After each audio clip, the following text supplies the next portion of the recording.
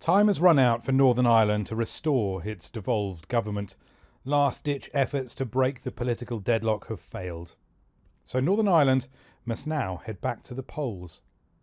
I hear it when parties say that they really do not want an election at all.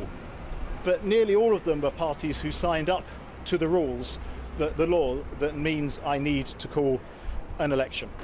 So you'll hear more from me on that particular point next week. The heart of the disagreement is the Northern Ireland Protocol. It's the part of the UK's post-Brexit deal with the EU that's resulted in a trade border between Northern Ireland and the rest of the UK, to avoid a hard border between Northern Ireland and the Republic of Ireland, which is in the EU.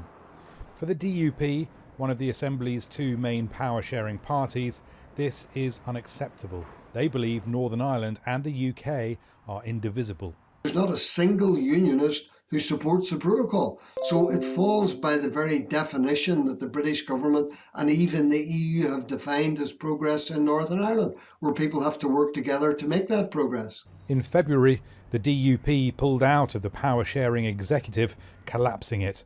And since elections in May, the DUP has blocked efforts to get things moving again. Other parties in the Stormont Assembly are unimpressed. I feel angry by what I saw yesterday in the Assembly chamber. Peter McReynolds is from the Alliance Party, which tries to bridge divisions between nationalist and unionist communities. Election's going to change nothing. The people of Northern Ireland said what they wanted 6 months ago. I think if there's going to be an election in the coming weeks, they're going to say the exact same thing again, and it's actually going to entrench the division that we now have. Generations of political violence all but finished with the 1998 Good Friday Agreement. It established power sharing across the sectarian divide and prohibited any hard border with Ireland to the south. All of this is now in danger.